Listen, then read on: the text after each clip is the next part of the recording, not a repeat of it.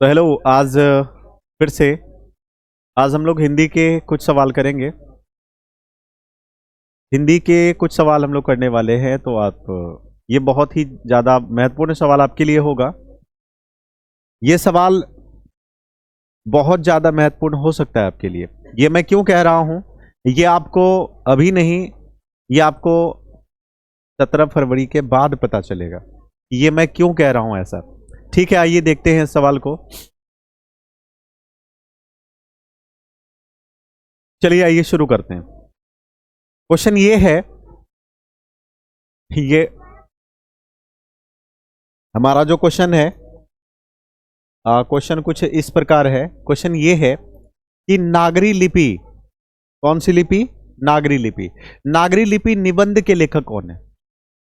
नागरी लिपि निबंध, नागरी लिपि एक निबंध है और इस निबंध में कुछ जानकारी दी जाती है, कुछ विशेष जानकारी होती है निबंध में, और बहुत कुछ। यह निबंध जो लिखा जाता है बच्चों के ज्ञान के लिए, उसकी बुद्धि के विकास के लिए निबंध लिखा जाता है। तो ऐसे ही नागरी लिपि एक निबंध है और उस निबंध के लेखक कौन है?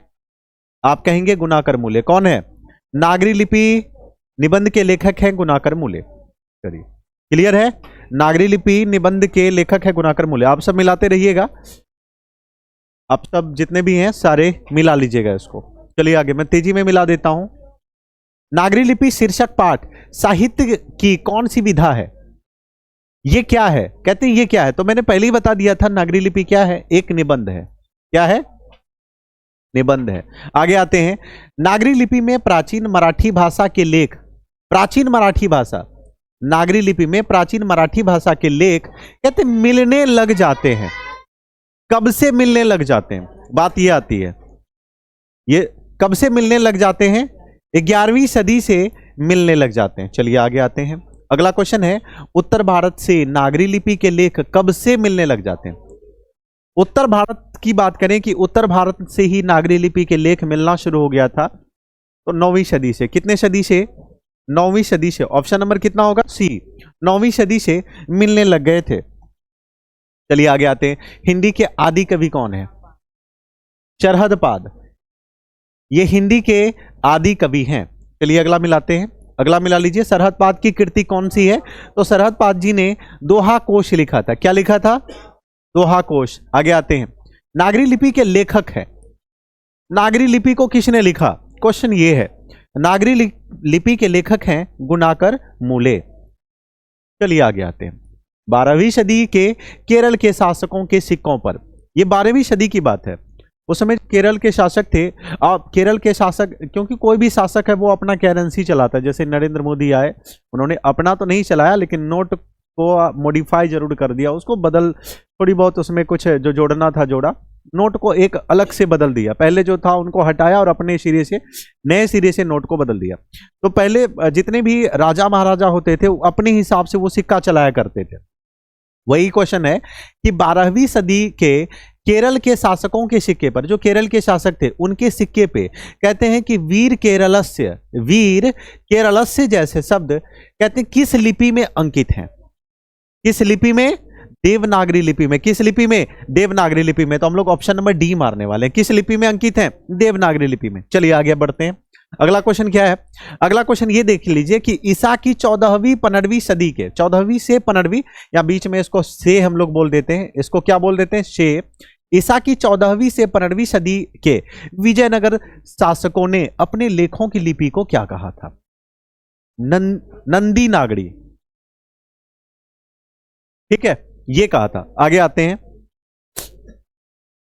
बेतमा दानपत्र किस शासक का है?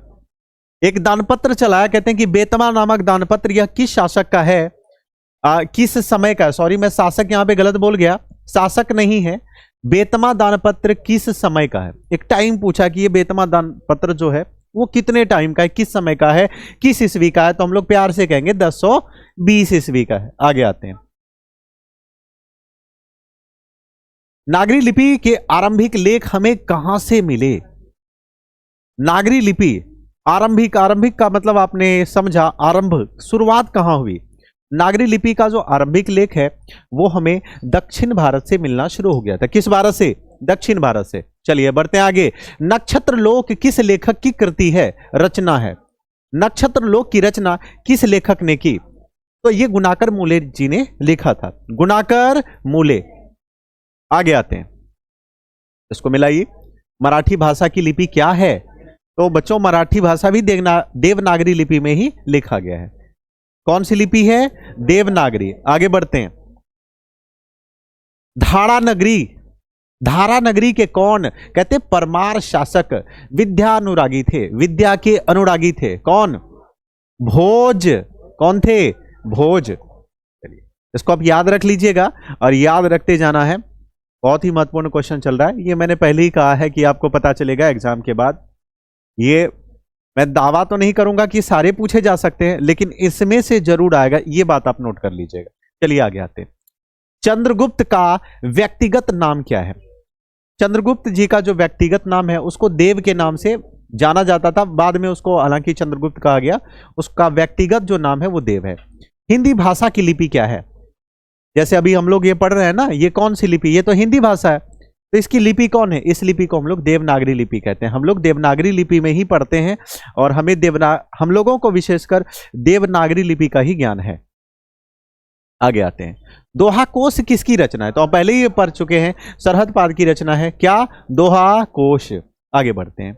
अगला क्वेश्चन है, रामायण की रचना किस भाषा में हुई? रामायण की रचना किस भाषा में होती है? रामायण की रचना संस्कृत में होती है। चलिए आइए तेजी में हम लोग मिलाते हैं। तमिल, मलयालम, तेलुगु, कन्नड़, ये भाषाएं हैं, ये दक्षिण भारत की भाषाएं हैं। साउथ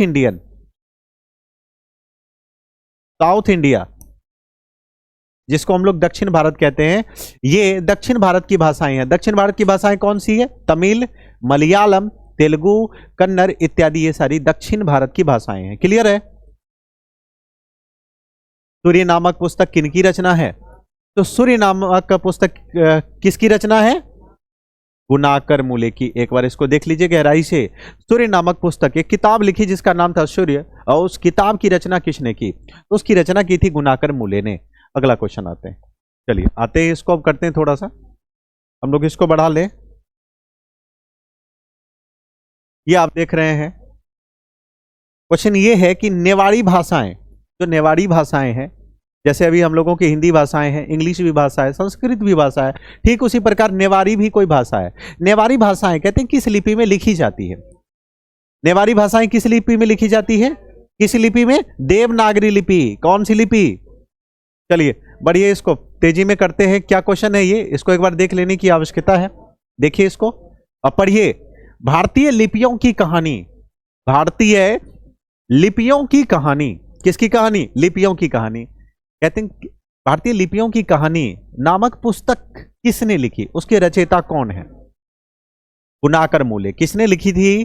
गुणाकर मूले ने। चलिए बहुत बढ़िया, आगे आते हैं। चलिए तेजी में इसको हम लोग कर लें फटाफट। एक बार इस क्वेश्चन को देखिए, इस बार इसको देखिए। चलिए बताइए, अब इसको बताइए क्या लिखा है? हिंदी तथा इसकी विविध बोलियां, हिंदी तथा इसकी विविध बोलियां, विविध का मतलब नाना प्रकार के, अनेक प्रकार की जो बोलियां हैं हिंदी, और तरह तरह की अलग अलग प्रकार के, कई प्रकार की जो बोलियां हैं, वो कहते हैं किस लिपि में लिखी जाती है? वो भी तो देवनागरी लिपि में ही लिखी जाती है। Option number A. चलिए आगे बढ़ते हैं, आगे बढ़ते हैं। क्या लिखा है एक बार इसको देखिए, क्या लिखा है एक बार देखिए। अमरकांत। चलिए अमरकांत के बारे में तो आप सुने ही है। अमरकांत, अमरकांत कौन थे? लेखक थे। अमरकांत लेखक थे जिन्होंने एक कहानी लिखी। अब आपके कहानी सुन के आपके मन में ये विचार आ रहा होगा, कहानी क्या है, निबंध क्या है, एकांकी क्या है, भाषण क्या है, नाटक क्या है। आपने इस तरीके से सुना होगा। कहानी क्या होता है कि कहानी एक समझ लीजिए मनोरंजन के लिए कहानी लिखी जाती है, और उस कहानी से भावनात्मक रूप से जोड़ने के लिए कहानी लिखी जाती है। निबंध में ज्ञान दिया जाता है, निबंध और चीज है। कहानी, अब हम लोग कहानी में आ गए। क्या कहानी में आ गए? कहानी यह है कि अमरकांत लिखित, अमरकांत जी ने लिखा कहानी, अमरकांत जी ने जो कहानी लिखी उस कहानी का क्या नाम है? क्वेश्चन है।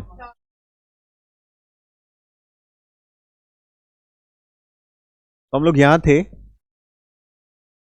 देखिए इस बार क्या लिखा है, अमरकांत।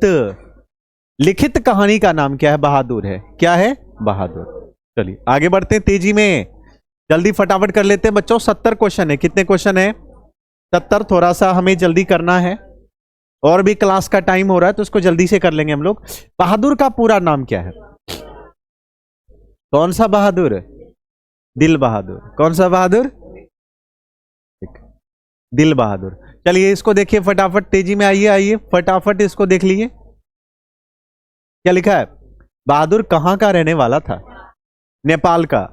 बहादुर हमारे ही पड़ोसी देश नेपाल का रहने वाला था, नेपाल से भाग के आया था। कहां का रहने वाला था बहादुर? नेपाल का। बेचारे को मां ने मारा, घर से भाग गया। ऐसे नहीं मारना था बच्चे को, लेकिन मार दिया। खैर जो भी हो,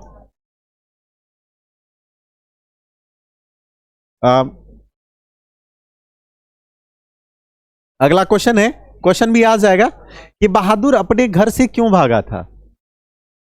मां की मार के कारण। क्या था कि बहादुर भैंस चढ़ाया करता था, और बेचारी, चूंकि बहादुर का पिता तो पहले ही युद्ध में मारा जा चुका था, पहले ही बहादुर का पिता युद्ध में मर चुका था, तो उसकी मां ही थी। बहादुर की मां ने पिता वाला प्यार और मां वाला प्यार अकेले खुद, मतलब दोनों प्यार दिया था बहादुर को। तो बेचारी मजदूरी करके किसी तरीके से अपना भरण पोषण कर रही थी। एक भैंस रखा था और भैंस के दूध से अपना जीवन यापन उसका चल रहा था। हुआ क्या, अब बहादुर चराने गया, कई बार पता नहीं गुस्सा हो गया। कई बार होता नहीं कि पशु किसी दूसरे के खेत में चला जाता है, बार बार मतलब वहां से लाने के बाद फिर चला जाता है। तो इसमें क्या किया, बहादुर ने जबरदस्त मार दिया। वो भैंस जो है भागी भागी चली गई कहाँ? उसकी माँ के पास। फिर उसकी माँ ने कल्पना किया कि शायद इस लड़के ने ही जरूर मारा होगा इसको, और कल्पना किया, अपने मन में सोचा कि भैंस को कहां कहां कैसे कैसे मारा होगा। उसी तरीके से बहादुर को कूट दिया और बहादुर वहां से भाग गया।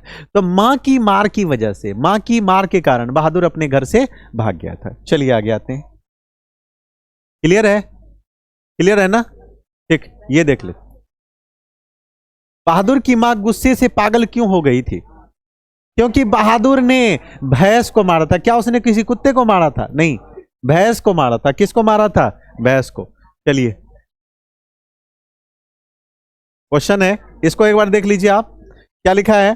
बहादुर कैसी कहानी है? बहादुर एक सामाजिक कहानी। कैसी कहानी है? कैसी? सामाजिक। एक सामाजिक कहानी, कोई धार्मिक कहानी तो है नहीं, कोई भगवान की कथा तो है नहीं। बहादुर सामाजिक कहानी है। कैसी कहानी है? सामाजिक कहानी। चलिए अगला क्वेश्चन करते हैं। अगला क्वेश्चन हम लोग कर लें, इसको करिए तेजी में। देखिए क्या लिखा है। देखिए कहते हैं बहादुर पर कितने रुपए की चोरी का इल्जाम लगाया था? इसके साथ, बेचारे के साथ कैसे इल्जाम लगाया था? खुद तो पैसा था ही नहीं, और बेचारे गरीब बच्चे पे आरोप लगा दिया, किसी ने मेरा पैसा चोरी कर लिया, पैसा नहीं है, अब मैं कैसे जाऊंगी। कुछ होते हैं, कुछ वैसे निकम्मे लोगों की तो कमी नहीं इस दुनिया में, बड़े पढ़े लोग हैं, एक से एक उस्ताद मिलेंगे। तो हम लोग इस क्वेश्चन के आधार पे देखेंगे कि बहादुर पर कितने रुपये की चोरी का इल्जाम लगाया था। कितने रुपये का? 11 रुपया। कितना रुपया? 11 रुपया। चलिए बढ़िए आगे, और बताइए इस क्वेश्चन का जवाब दीजिए। क्या क्वेश्चन है? क्वेश्चन ये है, कहते हैं कि लेखक के रिश्तेदार ने बहादुर पर क्या आरोप लगाए? क्या? पैसे चुराने के। क्या चुराने के? पैसे चुराने के। आगे आते हैं। अगला क्वेश्चन है कहानी है। अच्छा कहानी, अभी कुछ देर पहले हम लोगों ने करा था, विचार किया था कि कहानी क्या होता है, निबंध क्या होता है। कहानी मनोरंजन के लिए लिखा जाता है, मनोरंजन के लिए, थोड़ा सा हंसी भी लग जाता है। कई बार हम लोग भावनात्मक रूप से, कई बार कहानी पढ़ते पढ़ते हमारे आंखों में आंसू भी आ जाता है कि बेचारे बहादुर के साथ ऐसा नहीं होना था। तो भावनात्मक रूप से हम लोग जुड़ जाते हैं, और मनोरंजन भी, कई बार बीच में मनोरंजन भी हो जाता है। तो कहानी क्या है? तो इसमें बहादुर एक कहानी है जिसमें मनोरंजन भी है और इसमें थोड़ी सी भावनात्मक रूप से भी हम लोग इसमें जुड़ते हैं। चलिए अगला क्वेश्चन करते हैं, क्या सवाल है अगला। चलिए इसको फटाफट आप लोग पढ़िए और बताइए क्या होगा इसका आंसर। क्वेश्चन पूरा देखिए एक बार। क्वेश्चन है कि बहादुर लेखक के घर से अचानक क्यों चला गया। अचानक चला गया। बेचारा काम कर रहा था, कपड़े धोता, सब कुछ करता और उसके बड़े बेटे का साइकिल तक पहुंचता, हर चीज करता। इतना करने के बावजूद भी देखिए क्या हुआ, वो आखिर में लेखक के घर से भाग गया। कहते हैं क्यों भागा, क्यों चला गया, क्या कारण रहा होगा, क्या दिक्कत रही बहादुर के साथ, वो क्या परेशानियां आई होगी कि लेखक के घर को छोड़ के चला गया। तो स्वयं के प्रति, किसके प्रति, स्वयं के प्रति।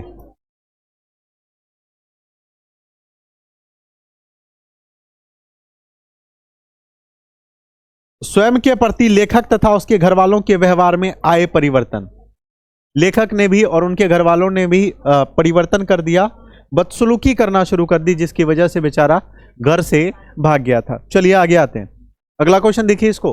बहादुर को लेखक के घर कौन लेकर आया था। साले साहब। कौन लेके आए थे, साले। किसके साले, अरे लेखक के साले। कहीं आप लोग कुछ और ही तो नहीं सोच रहे हैं। लेखक के साले, बहादुर को घर लेके आया था लेखक के साले। चलिए अगला क्वेश्चन है, इसको देखिए क्या क्वेश्चन है, इसको देखने की आवश्यकता है। चलिए बताइए फटाफट। लेखक के बड़े लड़के का क्या नाम था। लेखक के बड़े लड़के का नाम क्या था, किशोर।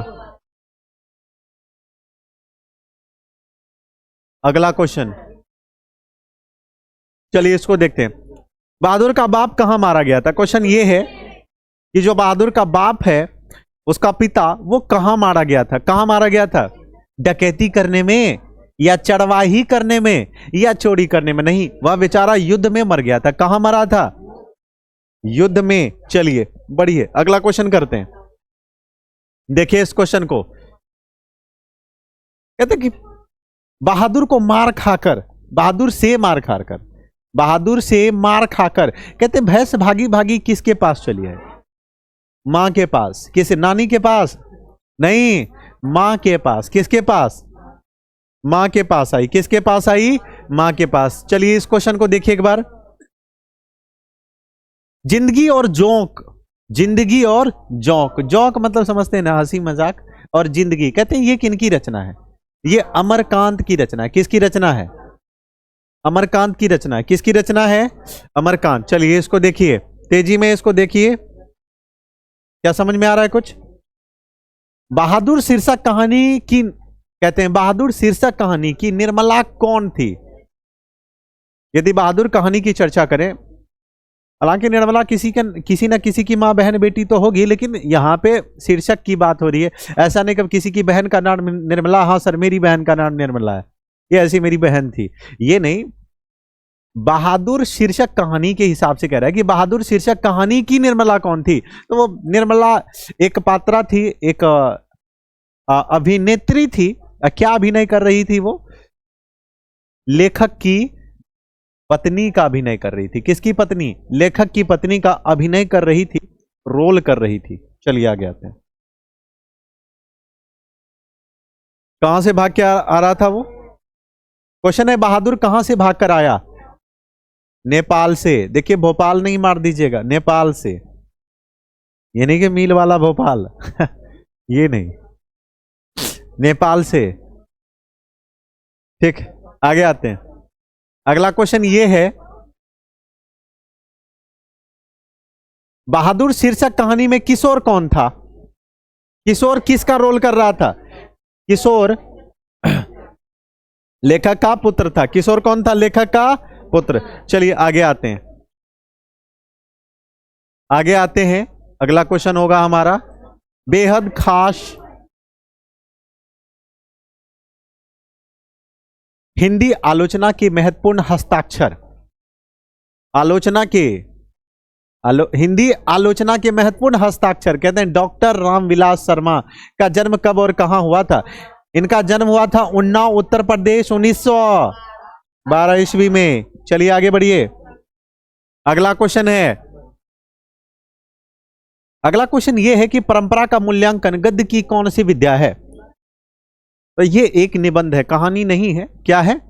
निबंध है, जानकारी है, परंपरा के विषय में बताया गया। परंपरा का मूल्यांकन किया है, परंपरा कितना जरूरी है। जो पुरानी परंपरा थी, कुछ पुरानी परंपरा, ज्यादातर लोग पुरानी परंपरा को ही लेके जी रहे हैं, चल रहे हैं, लेकिन ऐसा हमें लग रहा है हमें कुछ ऊपर उठना चाहिए उससे।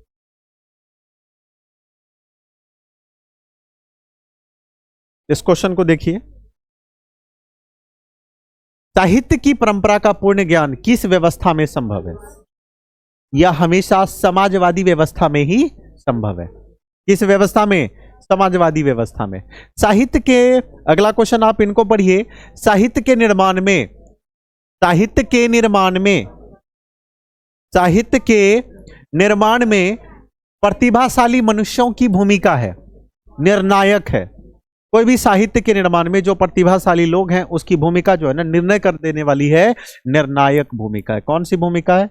निर्णायक। चलिए अगला क्वेश्चन देखते हैं। अगला क्वेश्चन इसको देखिए, क्या लिखा है? जातीय असमिता की दृष्टि से इतिहास का प्रवाह कैसा है? जातीय असमिता की दृष्टि से, जातीय असमिता की दृष्टि से, जातीय असमिता की दृष्टि से कहते हैं इतिहास का प्रवाह कैसा है? इतिहास का प्रवाह कैसा है, ये क्वेश्चन है। तो कैसा है? विच्छिन्न भी है, अविच्छिन्न भी है, दोनों है ना, दोनों है।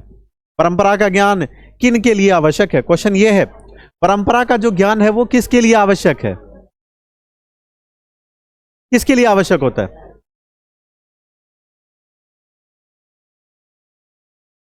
क्वेश्चन ये है, परंपरा का ज्ञान किन के लिए आवश्यक है?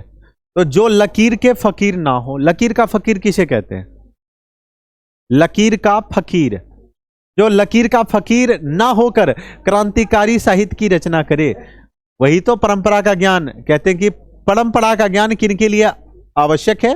जो लकीर के फकीर ना होकर क्रांतिकारी साहित्य की रचना करे। लकीर का फकीर। अगला क्वेश्चन आते हैं, किसने सोवियत संघ पर आक्रमण किया था? किसने? हिटलर ने सोवियत संघ पर आक्रमण किया था, हिटलर में। यदि मनुष्य परिस्थितियों का नियामक नहीं है तो परिस्थितियां भी मनुष्य का नियामक नहीं है। जारशाही कहां है? रूस में। निराला की साहित्य साधना के रचनाकार कौन है? रामविलास। अगला क्वेश्चन, लेखक रामविलास शर्मा के गांव का क्या नाम था? यह थोड़ा यहां पे ध्यान देने की आवश्यकता है। कई बार देखिए, जैसे ऊंच गांव या अंस्वर लगा है, कई बच्चे जल्दी जल्दी में ये भी मार देते हैं, तो ये हमें थोड़ा सा बहुत ध्यान देने की आवश्यकता है। थोड़ा ध्यान से यहाँ पे देख के मारे। ऊंच गांव शानी। भौतिकवाद का अर्थ भाग्यवाद नहीं है, किस निबंध की पंक्ति है? परंपरा का मूल्यांकन किसकी है? परंपरा का मूल्यांकन। पंडित बिरजू महाराज किस घराने के वंशज हैं? किस घराने के हैं ये? लखनऊ घराने के। अगला क्वेश्चन, पंडित बिरजू महाराज लखनऊ घराने के किस पीढ़ी के कलाकार हैं? 7वीं पीढ़ी के। किस पीढ़ी के? अगला क्वेश्चन मिलाइए इसको, पंडित बिरजू महाराज का जन्म कब हुआ? 4 फरवरी 1938 को होता है। अगला क्वेश्चन है, जीत जीत मैं निरखत हूं पाठ साहित्य की विद्या है। क्या है? साक्षात्कार। क्या है? बिरजू महाराज किस शैली के नर्तक हैं?